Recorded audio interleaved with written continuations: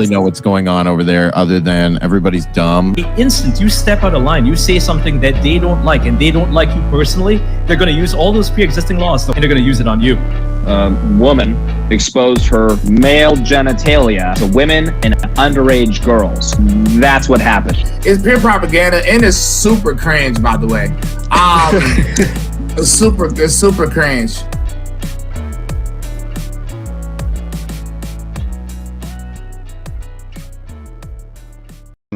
All the time, Eric Butler, feeling fine.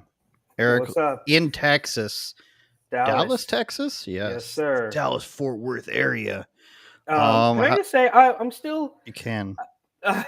This is random, but I still feel like the intro is very good. So kudos to you on that. James Klug quote, Bryson, good stuff. James Klug is still out there, I feel like, every day, learning the terrible, terrible ideas of Californians. Even though I think he lives in a fairly conservative area of California, it's still the plague of California extends everywhere. If you look on a map, I don't even know if you remember this South Park episode where they had a smug cloud. It reminds me of that. So how CPAC highlight so far? Let's get into it. Alex Stein offending people there. Displays of the January 6th people. Yeah. Trump's there. Everybody's there. How's it going? Yeah, so it's actually over. I thought it was weird because it was Thursday, Friday, Saturday, when in theory you think it would be Friday, Saturday, Sunday, but whatever. Yeah, it was actually really fun. Everybody's there. I think the highlight of my particular time there was talking to Dr. Peter McCullough. We spoke to him for about 5 or 10 minutes. He was super cool, super down to earth. Obviously, Alex Stein was there. That was a fun thing. It was kind of a whirlwind, bro. We must have talked to maybe 24 people, just short little clips, short little interviews. I was personally trying to figure out what was at the top of people's lists as far as their concerns, right? So we have this laundry list of problems, whether it's the border, it's inflation, gas prices, crime, whatever it might be. And I was trying to figure out what was number one on the list. And we haven't tallied the results yet, but we'll find out soon. For sure. You want to tell everybody about this January 6th performance art? I think it was Brandon Straka that did it. A lot of weird reactions to that on both sides, I think. Personally, I feel like it's a weird thing, but also that they're trying to bring awareness to the fact that there's people in solitary confinement and such for things that are very minuscule crimes, I think.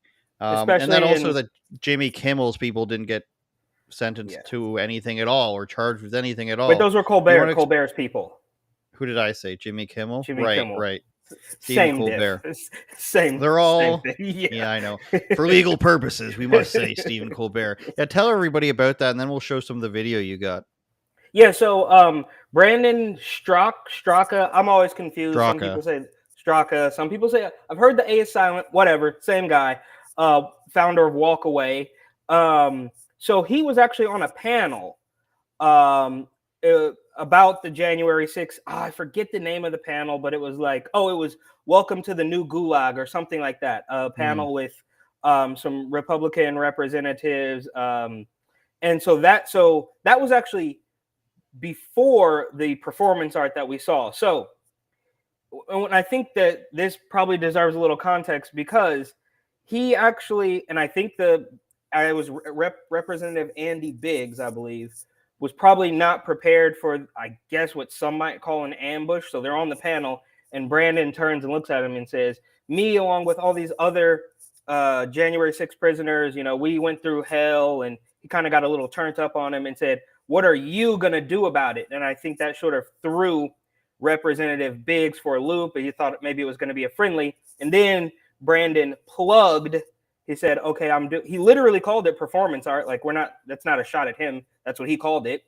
And he said, if you come to my booth, I'm going to be doing a piece to represent the January 6th prisoners. And that's what the video that you're seeing there. Now, my thing is, and again, this is what might not be so popular, and perhaps I'm just ignorant, perhaps I'm just naive to the whole thing, but this is the war that we're in, bro. Like, what are you expecting? What do you want for a congressional representative to do? To go to DC and start cracking some skulls, to start flipping tables in Nancy Pelosi's office? Like, I don't know what their purview is. I don't know what they're genuinely capable of doing. So maybe I just need a little bit more concrete example of what they want, because like I said, this is the war that we're in. This is the two-tier justice system that we've been dealing with for since before January 6th. And I always talk about what happened to me in New York and the as compared to the George Floyd protesters. So that's the first thing, is that I'm not exactly sure what we expect these people to do, because it's the evil left-wing Democrats, the radicals, who are holding these people as political prisoners. And without hot kinetic war, I'm not exactly sure how it's supposed to end. And secondly, I think one thing that CNN, as they were reporting on it, one thing that's very important that they left out is the fact that Brandon did kind of lash out at some Republicans, but they would never say that. They would never say that Brandon Straka was angry at these Republicans because he feels they didn't do enough to get the January 6th prisoners out. Because when you watch their reporting, they frame it to the point where the Republican Party thinks that January 6th wasn't a big deal, and that's crazy to them. Like, they're in this completely different world, to the point where anybody who doesn't think that everybody who went to DC on the 6th, anybody who doesn't think they're crazy and should be in solitary confinement, it's very diluted, bro. It's a crazy story. But and I guess last thing about it is Brandon wins. In the end, he wins because CNN's talking about it. I don't know if it's made it to Fox, but he wanted the attention. He got the attention, and I think we should be looking harder at getting these guys out. It's just that I truly don't have the answers. I don't know what these congressional reps or senators are supposed to do. I really don't. So I would like a little clarity on that. Now, Brandon Straka, I believe I was about to book him on my show when all this started going down, and they told me, he's getting involved with all the January 6th stuff, in the sense that the feds are coming for him. That was it was so long ago. I guess it was like 2 years ago almost now. Mm-hmm. And that's all I remember from that. So if people are confused, he was somehow or another there at January 6th. And of course, he's not in solitary confinement, but there's so many people that are. And I think the reason why so many Republicans, rhinos mostly, but some other ones, don't want to get involved in that is because there are people like Baked Alaska and the Q Shaman guy who are involved, and they have very sketchy, we'll just say, pasts or presence even, and they're involved. And then of course you've got all the FBI and the 3%ers and the Oath Keepers and the Proud Boys. So there's so many different things involved with January 6th. I think people are kind of hoping that they won't be asked about it, like this, was it a representative or a congressman? Congressman Andy Biggs, I believe. Okay. Yeah. Congressman. They're probably hoping that they don't have to field questions about that. And I think that would be fine if there weren't people sitting in jail for these minuscule crimes. Yes, I believe it's a federal crime to go into these offices specifically, and you can't be taking pictures and everything. And then, of course, some sort of federal trespassing. Does that warrant solitary confinement? I don't think so. Especially in the face of, like we mentioned, Stephen Colbert's people not facing any stuff at all, even though they were kicked out and then came back. A lot of these people on January 6th were led in by the police. And then, of course, all these groups I mentioned are led by feds. An Oath Keeper just got arrested the other day. I believe it's one of the guys who's at the top. And then, of course, Enrique Tarrio. I saw that you had a picture of a shirt of Free Enrique Tarrio, or he did nothing wrong. Yes. Perfect. Dude, it was such a whirlwind. We talked to so many people, but yeah, I guess I would like to use this particular moment to, I guess, plug the Alternative Reporter YouTube channel and Instagram page, because we talked to so many people. It's going to be a couple days, perhaps a week before all this stuff comes out. But we had a pretty enlightening interview with Enrique's mom. Wow. So that's where I got the shirt. And she's got like a crew, I guess a little crew of people, I don't know, like, I don't want to say assistants, but like, just a little crew of people, and they all had the Enrique Tarrio did nothing wrong shirt. I saw the shirt, saw a young lady was wearing it. I approached her. She was super nice. And then she was like, "Oh yeah, like I'm with Enrique's mom, so if you want to talk to her, she'll probably talk to you." I mean, they're short. It's not like podcast style, like long form interviews. Just quick little, while we're sort of just mingling. So yeah, be on the lookout for that. And there's a lot of fun stuff. Enrique's mom, I should say. We also we didn't talk to because the Proud Boys, they don't talk because obviously it's behind Donald Trump. The Proud Boys have probably got the worst media coverage perhaps ever.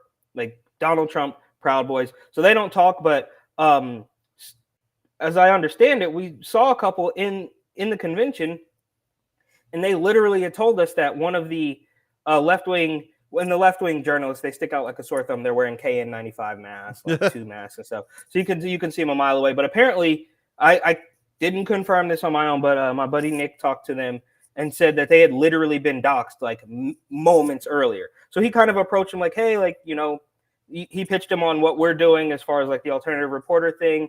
And I think they believed him. I think they were cool with him. It's not like they're like, I don't trust you. It's like, dude, literally like 10 minutes ago, one of these left wingers took a picture of us. I don't know, some sort of reverse Google search. I don't know how they do it. It's not my wheelhouse, but they had been doxxed and people were already like, I guess, sort of harassing them. So the left wing media was there in full force, and they're just so creepy, bro. It's weird, and it's very weird to actually be in there, see the booths, see exactly where they're standing. I was just there, and I can watch their reporting, most notably Vice and CNN, and this is not surprising. I don't know why I let it surprise me, but being right where you were, like probably taking an interview with somebody right where you were standing, and then watching your framing is just, it all puts it into perspective. And this is what they've been doing for at the very minimum 5 or 6 years. So it's eye-opening for me. 30. Yeah. Okay. Well, I mean, I think CNN's it's been... green screens. Remember when they pretend they were getting bombed in Iraq? Of course, I do. Yes, and you're right. It's been the decades. Gulf War or something. Yeah. But I do think, for better or for worse, Trump did kind of help kick down. He sort of kneecapped the facade, so it just started to crumble a little bit more. And of course, the social media with everybody having a cell phone in their pocket and just being able to but yeah, man, it was a great time. So be on the lookout, bro. We're gonna have a whole bunch of like little clips and videos and stuff coming out, and people will at least see a more neutral, just regular dude. Like I don't work for any big company. Shout out Tatum Report, but it's not a huge thing. He didn't pay me to be here. We're not on anybody's payroll, so you're not gonna get the weird left brought to you by Pfizer. Yeah, you're not going to get any of that. You're just going to see like what actually went down in there from our perspective, kind of like how I used to do in New York, man. It was just me on the ground with a cell phone. So very similar stuff. Of course, and we are on Spotify, Google Play, Amazon Podcasts, YouTube, unauthorizedopinions.com, or uopod.com if that's too long for you to remember. Thank you for everybody watching, and we are the number Twitch, one podcast. Do not forget the Twitch stream. Don't forget the 7 people on Twitch. But we are the number one podcast on Getter. Until Jason Miller tells me that I'm wrong, I'm going to keep saying it. Shout out CEO of Getter, Jason Miller. Shout out Sonny Nelson of Getter as well.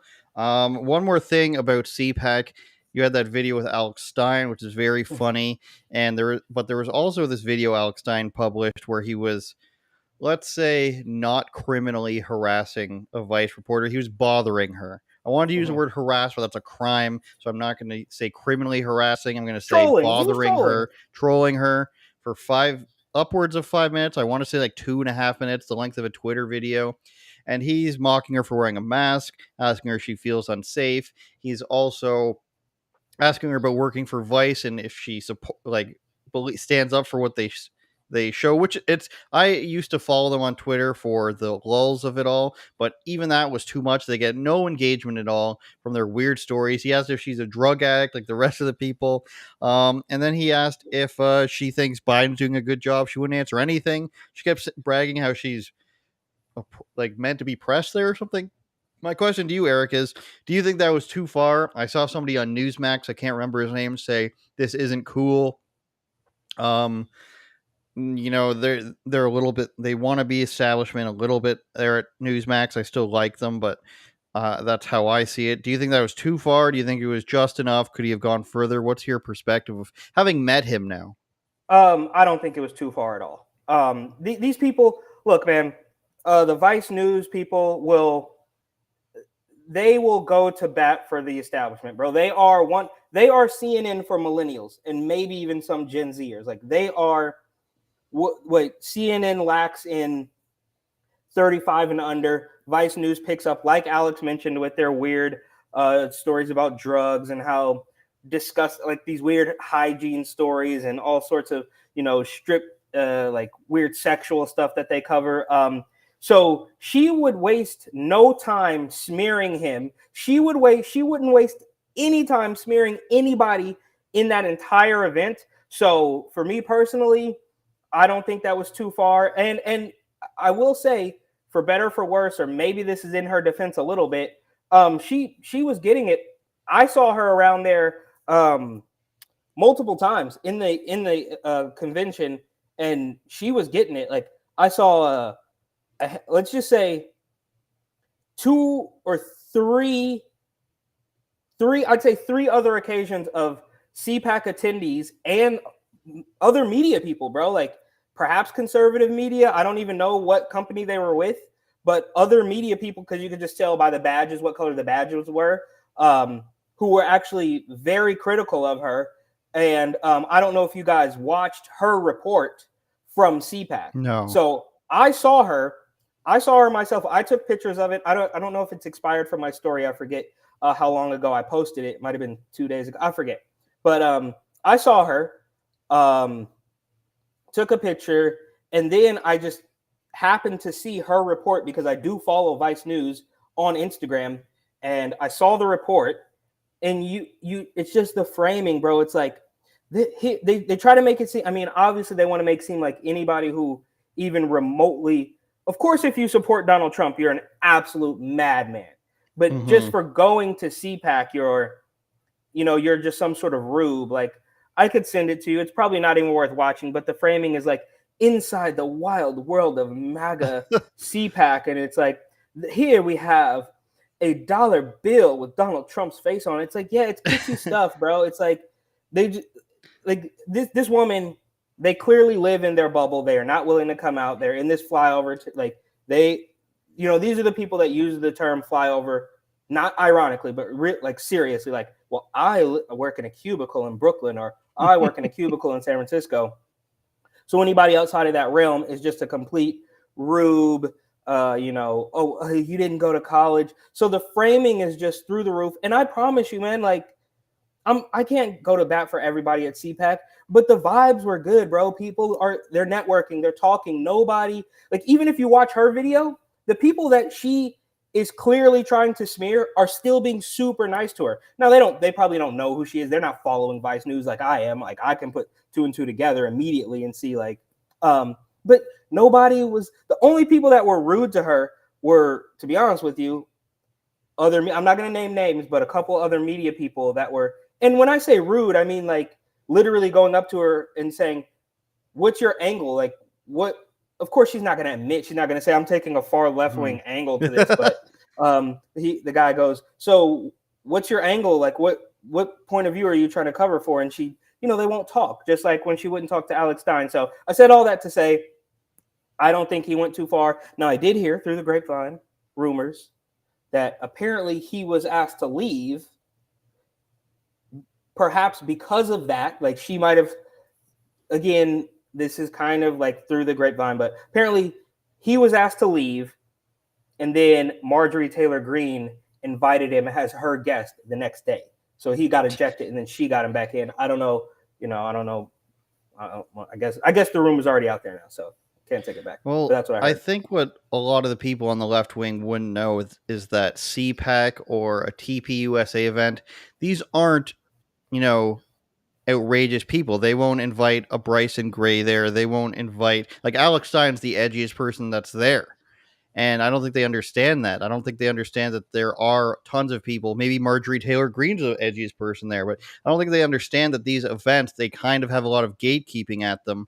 So to say that it's like some, like they do frame it like it's some sort of carnival of freaks or something. Of course they're going to do that, but when you have zero coverage of something, you're going to pretend like it's the Flat Earth Convention, which still, Yeah. the Flat Earth Convention is also, I feel like the gatekeepers of the flat Earth world, according to that terrible Netflix documentary.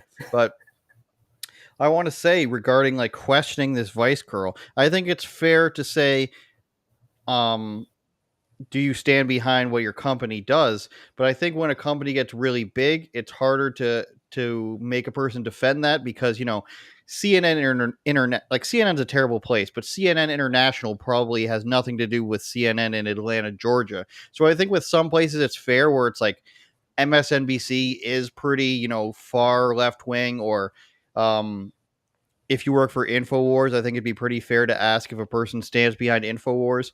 But I've had people come up to me and be like, what do you think about the coverage on this and that? And I'll just be like, I don't care. Like, have you ever seen me cover that? And it's like, I literally don't care. People, I imagine on both sides, because I do. I have got it from mainly right wing people. Left wing people think, that I'm some sort of, I don't want to say Klansman, but they think that I'm going to Bohemian Grove or something like that.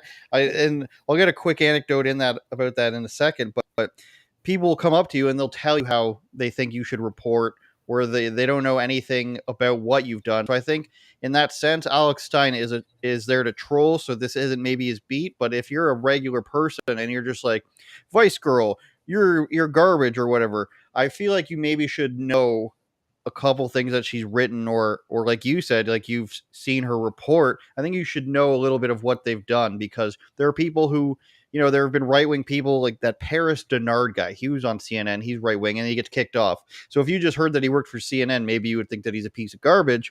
But I agree that there are some outlets like that. I would say MSNBC, who's a little bit crazier, and InfoWars, even though I agree with a lot of what they say, they're really out there. And I think it is fair to say, like, would you stand behind the rest of your company's work because it's more lock and step?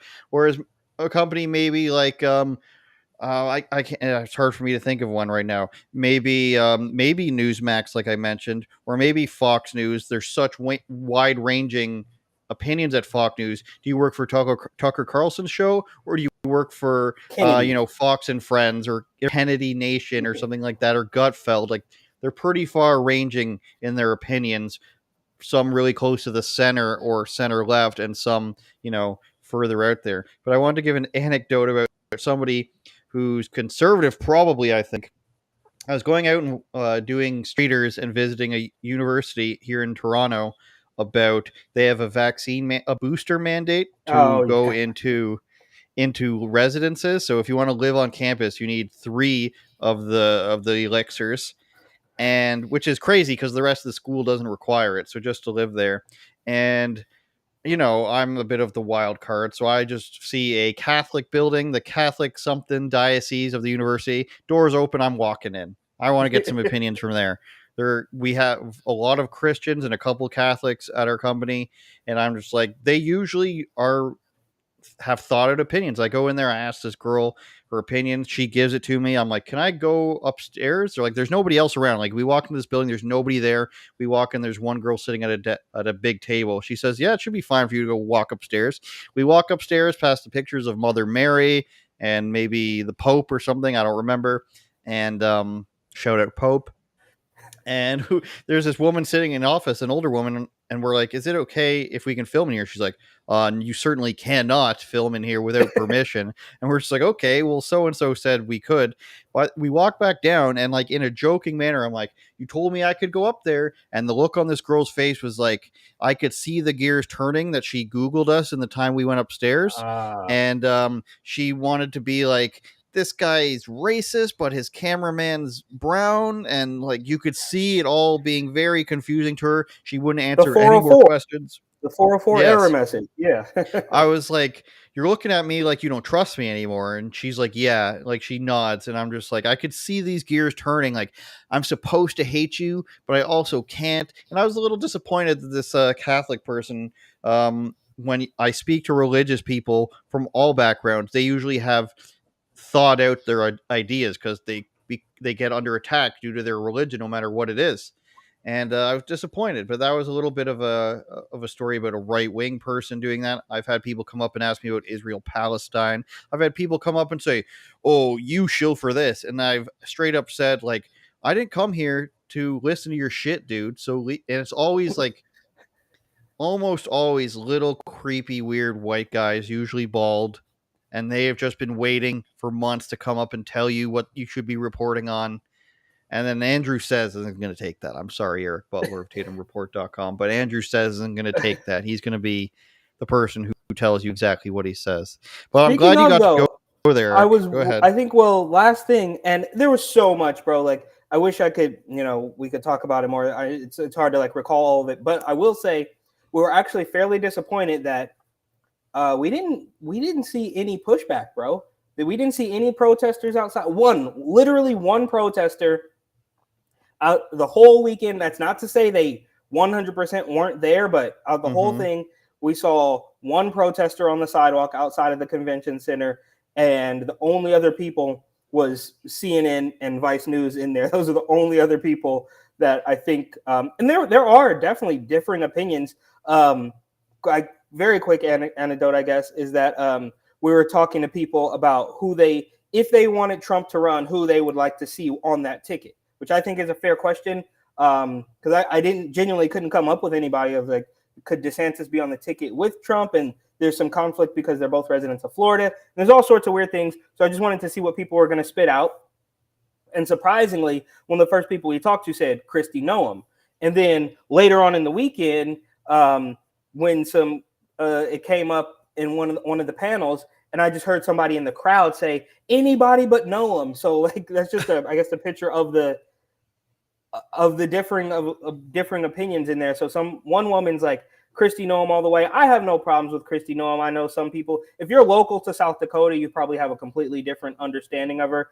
But I think on a national level, people really like her. But then there's other people who think she's basically like another type of Mike Pence. I don't know, but I said all that to say no protesters, and there's still, even in this crazy carnival of brainwashed MAGA people, there's still like, and I think that's literally the main difference between the corporate Democrats and the like right wing, is that on the right wing, people do have these discussions and they can agree to disagree, or sometimes people's minds can actually be changed. And I don't really see that happening as much on the left, unfortunately.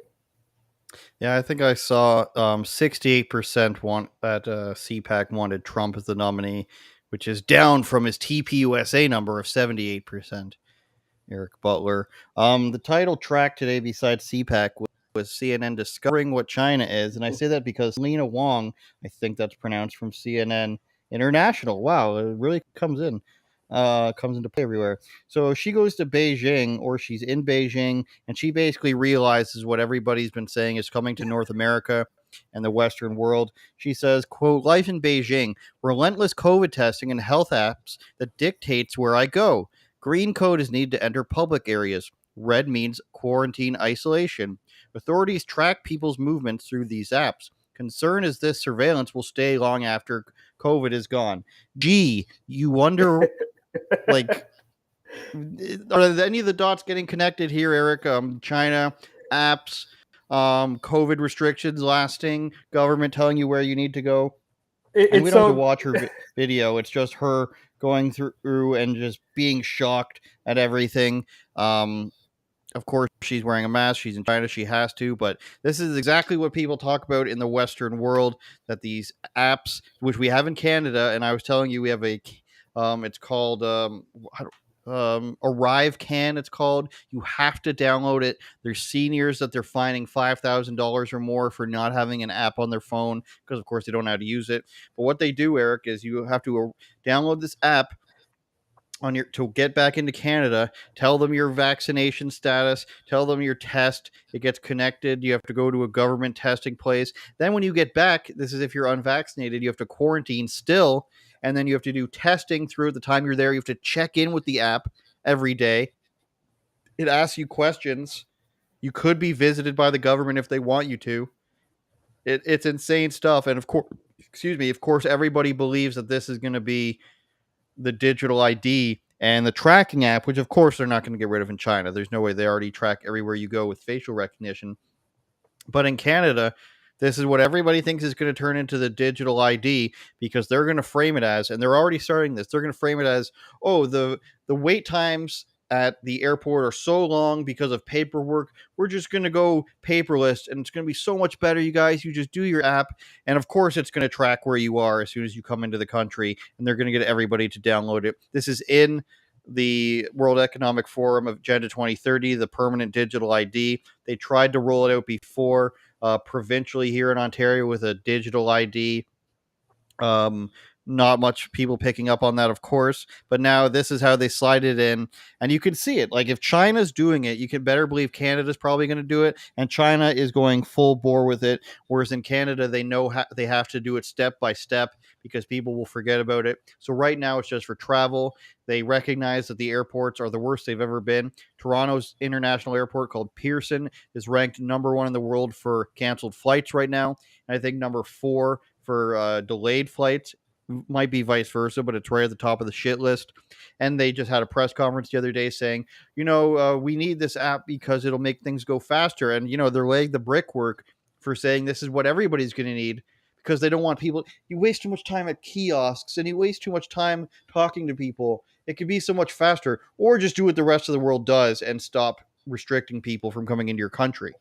Well, that's what I also, and maybe this is a bridge too far. Maybe these dots are not connected at all. But I feel like even the QR codes, the restaurants that won't give you a menu, that's like a little step in that direction. Like, well, it's just so much easier. It's more sanitary. Like, we're not going to give you a paper menu or a laminated menu. You got to use the QR code.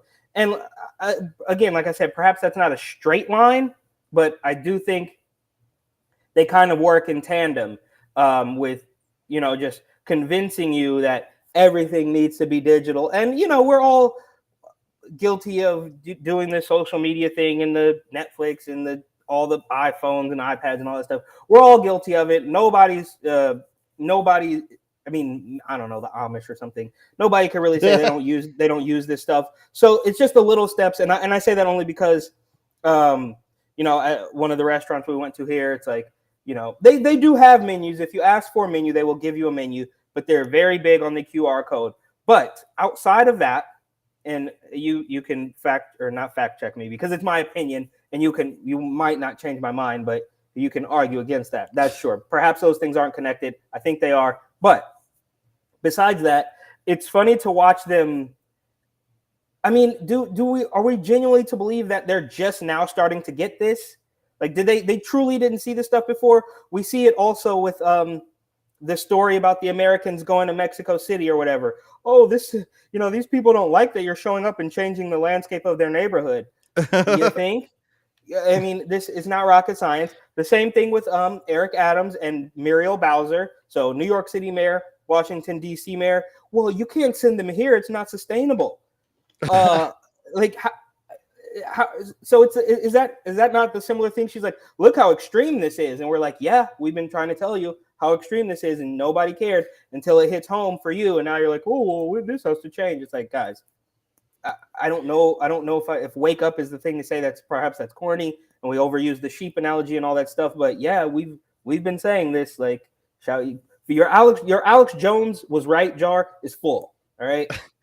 Well, I feel like when they get to this point, it's sort of on purpose. When CNN's telling you that there's too much digital security and there's too much wait times, and when Muriel Bowser is saying this is unsustainable, I feel like that's a talking point when they realize they're losing voters, and that they sort of have to shift their Overton window back. They want to a bit back. They want to jump 16 frames over in their Overton window every time to the we're right and you're racist thing. But when the majority of the population is saying, no, we need to talk about this, they're forced to shift slightly back into sane land. And I have no doubt that they're only doing that because so many people have a problem. And the Biden administration goes from saying, as we covered last week, the wall's racist and there's no such thing as being an illegal person, to saying we're not rebuilding the wall, we're cleaning up the mess. Yeah. And we took that money and gave it back to military families. but we're also paying for it now, so we don't really know what we're doing. So when these things start to come from sources that we've never trusted, it's a bit of a battle between, oh, now you're finally starting to catch up to, why are you saying this now? Because with the establishment, and by establishment, I mean the Clintons, Obamas, the Bidens, China, and everybody involved with the World Economic Forum. Yeah, she's doing so much, right? I'm sure she's one of those people that just like sits there and gets the residual effect off of it because like they knew she would just play ball. Some even call her Black Hillary. Some Eric Butlers have been known to call her. Well, I have a question about her that I realized I should have asked this a long time ago.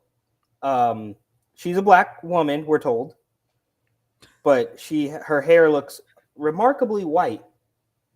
Like her hair is. She's not only is she the first black vice president, she's also the first Indian vice president. So those two stories, yes, you can find those two stories in two different outlets. So she gets so many celebrations, but what she isn't is a person that was voted in any stretch of the imagination. She literally dropped out the first primary. She couldn't beat Beto. She couldn't beat Mayor Pete. Couldn't beat Eric Swalwell, even though they might have dropped out at the same time or in the same round. There's so many pathetic people that she couldn't beat. And because she plays ball so much, she gets included in the plan. Well, she's the right color and she plays ball. Right. That's I almost forgot about that. She gives them some sort of benefit. But then, of course, they hide her. Ever since her getting caught talking to the child actors, they kind of hide her. Biden's been hiding for 2 weeks now. Imagine if Trump had COVID for 6 days and said nothing. Imagine what would happen. Like, it's balls to the wall every single day. Where's Trump? He must be sicker than we think. But Joe Biden gets this weekend. He gets 2 bouts of COVID. And I have a friend who was like, of course Trump got better that quickly. He gets access to the Regeneron and the anti-clonal antibodies or whatever they are. And then Joe Biden's sick for 12 days or something. And it's like, oh, it has nothing. Where's this guy who's in power who has access to all the stuff? Either it's not real or he's just really old and already sick. I get the feeling that his screw-ups over and over again make it a lot easier of a decision to be like, let's not bring him into the limelight. But that's just me, Eric. It's me too. Hashtag me too. In terms of eating the bugs, though, Beyond Meat plans to lay off 4% of its global workforce. And as we can see, some Beyond Burger, Beyond Sausages. I've never understood why you're so against eating meat, but you want to pretend like you're doing it. Like you're just lying to yourself like a child.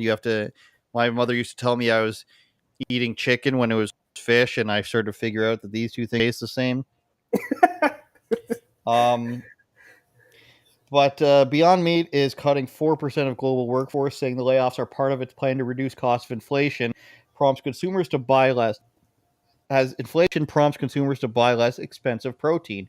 But of course, real protein, Eric Butler, it is a rejection. Like anyone can say it's because of inflation, but it is a rejection of the product because what do you do when it's inflation? You raise the prices. If people still buy meat, they still buy cheese, they still buy milk, especially in Canada, all this stuff has risen completely through the roof because of inflation. But the dairy farmers of Canada don't close down. I'll give you another Canadian example. Schneider's Meat and Maple Lodge don't just close down because of inflation. They raise their prices. It sucks. It's the government's fault for the most part, even though Dairy Farmers of Canada is saying that they want to get emissions down. The beef farmers want to get emissions down by 2030, of course, because they're shills for the government. But you don't just cut people, like you don't just cut your company down because of inflation. You raise the prices because people aren't going to stop buying your product when everything is becoming too expensive, unless your products may be expendable, Eric.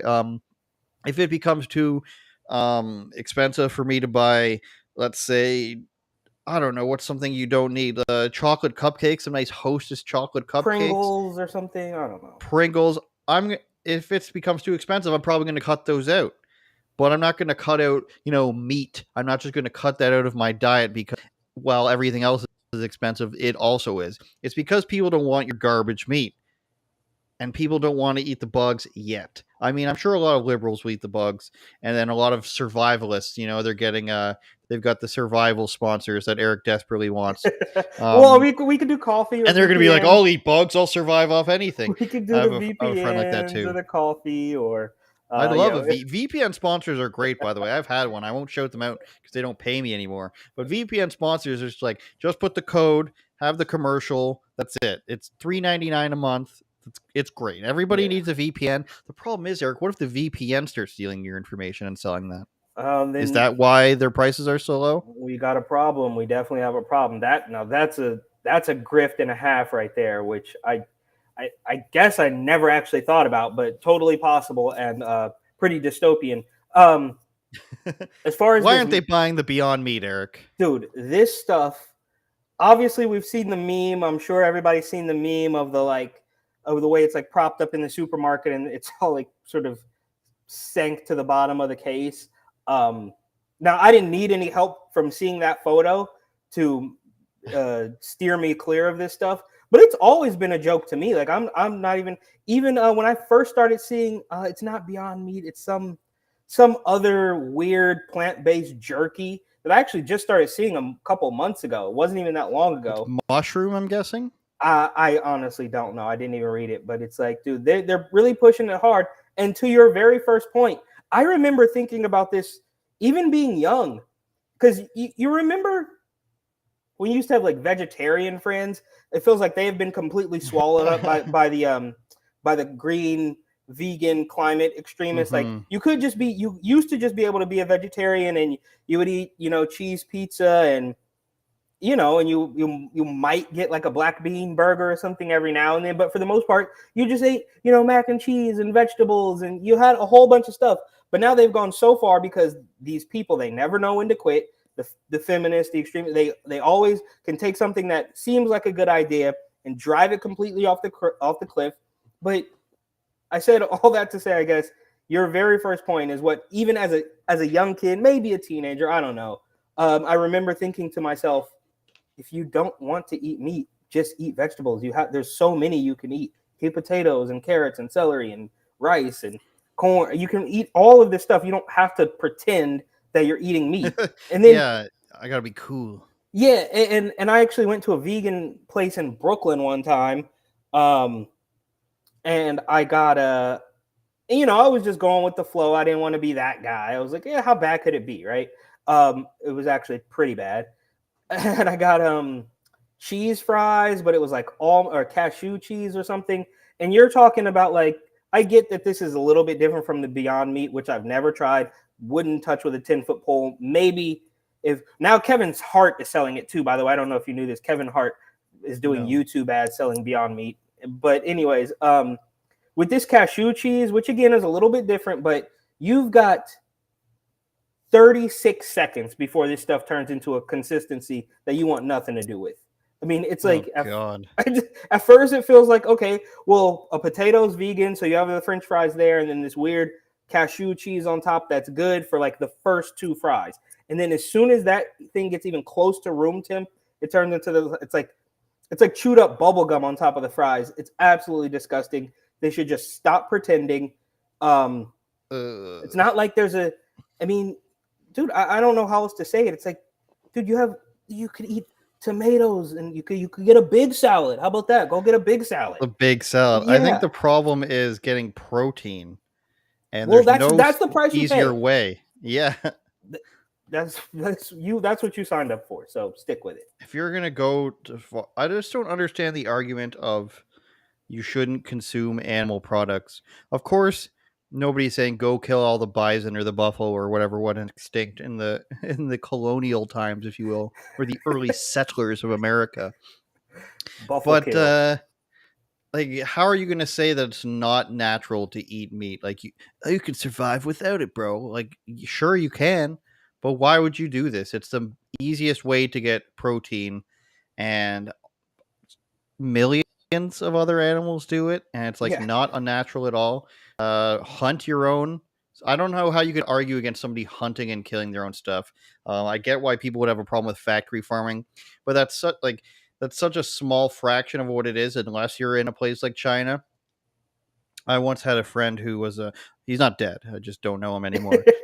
Who was a dairy farmer, and he would be like, "Do you know how fucking well we treat these cows, and how like these people will find one or two terrible farmers that are assholes and they abuse their animals, and now everybody thinks that there's some Netflix documentary, and now everybody thinks it's the worst industry there is." And he's like, "We take such good care of these cows because they're so expensive. Like you go to Yeah. cow auctions to buy cows. That's how expensive they are." And that's how it happens, And though. That's how it happens. Well, you see one picture of a turtle with a straw in his nose, and now we all have to use paper straws. And then you fast forward another couple years, and the same straws have now just been replaced with blue masks. It's like they take one little thing and drive it off the edge, bro. from disgusting from cashew cheese into another form of disgusting. I haven't read this yet. It's from the Independent. I saw it today. What is vabbing? It's a UK paper. The new social media trend encouraging women to use their bodily fluids as fragrance, Eric. I wonder what that's going to mean. Has around 13 million views. Of course, it comes from TikToks. Here's a picture of flowery underwear. If you're in the mood, I'll blow this up a bit for those watching on uopod.com or on YouTube. If you're in the mood to try, I don't like it already, Eric. Who's the author? Salmon Javed. And we will look New tab, him, yeah. up after. If you're in the mood to try something new and eccentric, you can almost always count on TikTok for inspiration. While the platform has popularized plenty of delicious recipes, I won't read those, also prompted warnings from professionals over a slew of dangerous challenges, such as the more recent Blackout Challenge and last year's the Milk Crate Challenge. Not going to say which race predominantly participates in those, Eric Butler, but especially the Crate Challenge. I digress. Especially the Yaga Challenge, the if milk you crate. recall. No, which one? Yaga, where you pull somebody's hair. Oh, I don't remember that one. Okay, well, Whatever, you're I going to need to don't- Google that. I don't know. You know, Vine was a terrible and terrific time. Over on dating TikTok, which apparently is a thing, users have come up with inventive ways to attract the opposite sex, including manifesting your partner through the whipper method. Okay, I don't care about that stuff. Get to the weirdest stuff. What is vabbing? In short, vabbing or vaginal dabbing. Okay. It's the practice of using bodily genital fluids as perfume.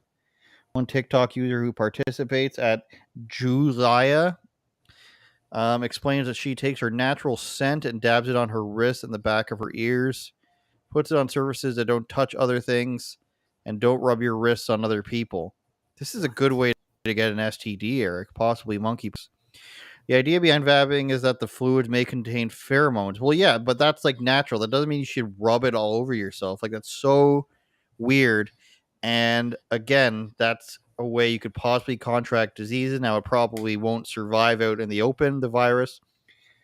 The theory goes that pheromones play a key role in how many animals communicate with each other. Therefore, they may play a role in attracting sexual. Okay, so this is TikTok science. This is exactly why China is destroying us, Eric, because this is what's at the front of the TikTok page.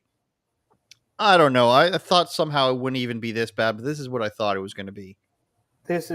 I can't even, like, first of all, it's TikTok, right? So, like, how do I don't want to be a complete jerk about it, but it's like if you're surfing through dating TikTok and you're dabbing yourself with your own bodily fluids, then I don't think the odds are super high that you're out and about. I don't know. It seems weird. Like, you know, I learned That's your this on last resort. Yeah. It's just it's weird. And oh, that's her. All right. Here's what she's been writing about: Rosie O'Donnell. Sean Bean doesn't regret his marriages. Kim Kardashian. This is absolute poison, though. Because to hear about this after my bout with the cheese, the waterworks is the piss orgies that I have recently. Yeah, what does that mean? Introduced to. There's actually urine orgies for monkeypox? Yes, there is, and that's interesting. Yeah, dude. it's kind of traumatizing, bro, because I just wasn't I wasn't aware of how, no pun intended, I wasn't aware of how deep this rabbit hole actually goes. Like, you can't say, I don't know, what was a pig Latin, like fraud A, election A, I don't know. You can't, there's certain things that you can't talk about on Twitter, but there are other things that you are certainly more than welcome to show. I think I sent it to you last week, but you got the age restriction on it, so I didn't get the age restriction. I guess it's because, like you said, I put my birth date on there when I signed up for Twitter, I guess. But it's just weird that this would come on the heels of that. And maybe it's just, I mean, I'm not going to get conspiratorial on that. It's just like the monkeypox thing. And then you see some of the accounts and some of the stuff that the guys who ended up with monkeypox were doing. And then to have a girl on TikTok who's doing this, while not nearly as extreme, it's just gross. Like, why are you guys such degenerates? Like, how did that happen? And then you're not allowed to talk about not having orgies. That's a big meme, I think, that's going around, that they won't say to stop the orgies. But I don't know. Like you said, if this is what and you're taking the San advice Francisco from, thing, what's where the they San say Francisco thing? the guide to the orgy. Well, if you have sores, pop on a Band-Aid, wear long sleeves. It said that? Oh, that's real. That's a real thing. Like, I could send it to you if you want. 100% real. Now, here's the thing, though. Those sores don't just pop up on the elbow like you fell off a skateboard. You don't just put a Band-Aid on a little scrape. Those sores pop up in high traffic areas. So it's very dark and they stuff. Probably bro. explode too, to be very graphic about it. Very dark stuff. So this lady rubbing her juices all over herself just. I guarantee you she's fat. In any event, these. There was something I wanted to ask you about there that we hadn't talked about. Oh, have you seen the Woodstock documentary yet? I don't know if it came out all while you were away. You're still away, but maybe that's something we should watch. Was it on Woodstock, Netflix or 3-piece on Netflix? Yeah, it's so good because it's one of those things where you enjoy like yelling at the screen because it's hippies. They think everything's going to be fine. They think it's going to be peace and love. And then there's hardcore capitalists that don't care about the people at the concert. It's a lot of fun. I think maybe we should watch that on here. People have been tricked once again. They've been it was being 1999. It was a different it? time. Woodstock 99. Oh, I thought it was like from the 60s, but they're talking about like the more. But apparently Woodstock, the brand, was all the one guy. So they tried it in 94 and it basically got rained out. And they thought that if they did it in 99, everybody was going to clean up after themselves, even though there was no water and overpriced food and it was 100 degrees out. Was at? DMX was there. Okay. Everybody was there. All the people. They admit that they didn't listen to the music, like Korn and Limp Bizkit and stuff, so they didn't know that they would be angry music, and it's a good old time. But before we go, you know how I've been talking about Andrew Yang lately. And yes. I just feel like he can't be this dumb. 78% of Americans would either vote for a third party or would consider it. Only 22% wouldn't. But they don't, Andrew Yang. We're 2 years away from since an election, and they don't, Andrew Yang. Not even 20% of people vote for a third party. They're not going to vote for a third party of more than 5%. It's just like he shows his YouGov economist poll. Now, only 22% wouldn't. They would consider it, but they won't do it, Eric Butler. That's my point here. Like, he's not... I get that he's got to prop up his party, but, like, this is all he's got, man. Like, he's got, like, 1 or 2 policies that he champions, which are garbage, and then he's like, oh, people said that they might vote for a third party. Only 22% said they wouldn't vote for a third party. Wow, this is such great stuff, Andrew Yang. But, now, in his particular case... I mean, he's saying third party, but he's obviously referencing his, which, I mean, is still like the 4th or 5th. I mean, we have Libertarian, we have Green Party. So does he think that this party is immediately going to jump those parties that can't get any votes? I think it's funny that cut off over here where it's saying the rest of the parties, Democrats, Independents, and it doesn't go into listing the other ones. I think that's pretty funny, but I don't know. Something about him, Eric, just bothers me in the fact that it's like, oh, it's cool and fun the way like we're not serious about anything and like we're the forward party. We're not left, right? We're just forward. It's like a joke. It's like Sideshow Bob, like I mentioned before. Somebody actually corrected me like that on that one. And it was We're stepping on the not brakes. Krang and Kodos, remember, from The Simpsons, yeah. not the aliens. It was when Sideshow Bob says you're selling your future short, is when he goes, he doesn't know where he's coming or going. But I digress. It's the aliens that are holding hands as Bob Dole and Bill George Clinton. Bush. Oh, okay, all right, Bill. Okay. But I vaguely just feel remember like that. if you believe in Andrew Yang and you're a follower of his, and for some reason you think that his purpose is to take us forward, don't you expect better than this? Like, don't you expect better policies? Don't you expect like better than a poll where it's just like, No, they oh, don't, people bro. might vote for us, even though we have evidence of less than 2 years ago. Like, you think it's going to jump by 10%? You think people are going to vote off the board even that much? No, there's no way. Like, this is just being like, if I was to be like, hey, my YouTube reach has this much. I've never gotten this many views ever, but my reach is there's 30 million people in Canada Yeah. I could be getting to. Yeah. Look, bro. It unfortunately,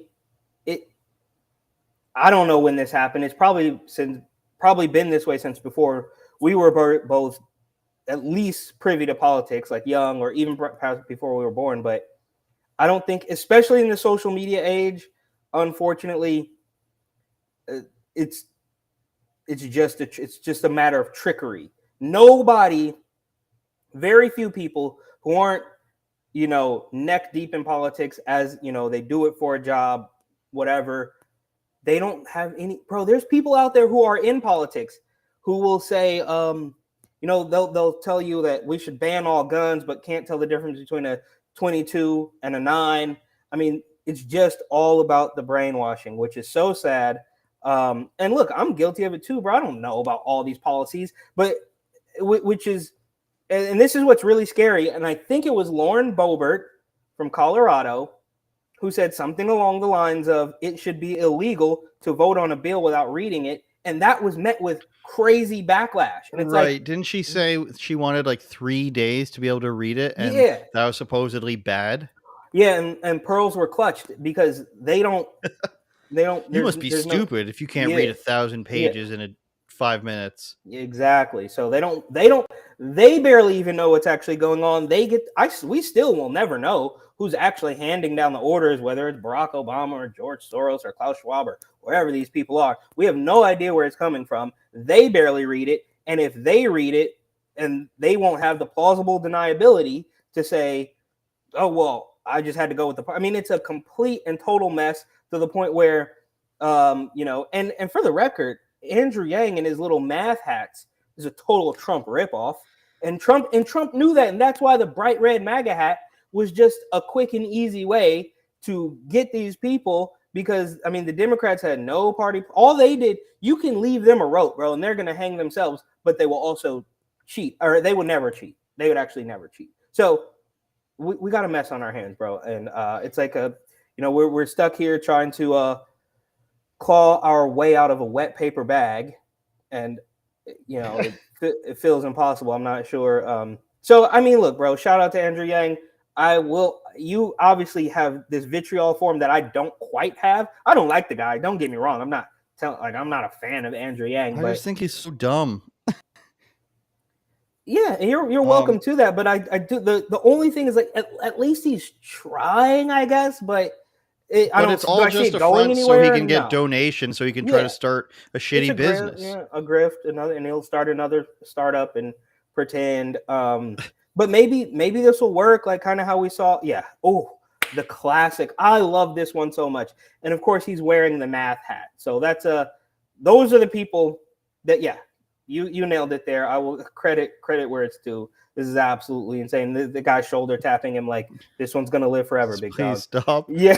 Shout out to my guy writer Doug, who always brings this up. whenever I rage about Andrew Yang. And this is right. the first thing that's the precursor to the piss orgies right there. That's right. Sponsored by Andrew Yang. What's the matter? If I'm president, then you'll get $100 towards a piss orgy. UnauthorizedOpinions.com, UOPod.com. Eric is on Tatum Report. Look out for altreporter.com. You can find them on Instagram, though. That's where that Alex Stein thing is, if you're looking for that. Andrew says TV.com for me. My guests last week were who? Josiah David from Slightly Offensive. He's one of the people who works on that show with Elijah, and also Huey Media, Rob from Huey Media. And Rob from Huey Media is just like, don't use my real name, bro. I'm just like, just make up a name, Rob. You know how many people are going to ask? You know how many people are going to ask you moving forward every single time? Just put me as Rob. But shout out for Rob, because I like that guy's opinion. I feel like he's good on camera. I think he needs a job somewhere, maybe at Alt Reporter or ericbutler.gov. It's funny you bring that up really quick. I feel like we should be using our real names. Like I've struggled with changing my accounts to just Eric Butler. Of course, I'm not the only Eric Butler on the planet, so it's going to be a little bit tough. But it's something it doesn't sit right with me when you're trying to hide for some reason. I guess there's a bunch of things, but he says he that's gets part death of it. threats. But come on, that's part of it, bro. Let's go. Exactly. I said, says the guy who lives in a country where you can buy any gun that you want. I have to just be like, this is wonderful. I don't want to commit hate speech. So yeah, use your real name, bro. I'm not gonna do it because I don't want to violate him, but we'll be all right, bro. Just pull up. Tell them to pull up, and we're not. I said, just go with Rob Huey. Yeah, I just figured that's what it was, but I don't know, so I won't say. No, it's not. Apparently, it's actually Barack. What's the alleged original name for they claim what his real name is. Barry Soetoro, I believe, is what. Oh yeah, Soetoro, something like that. Yeah, whatever. UOPod.com. We will be back next week. Turn it up, Jordan.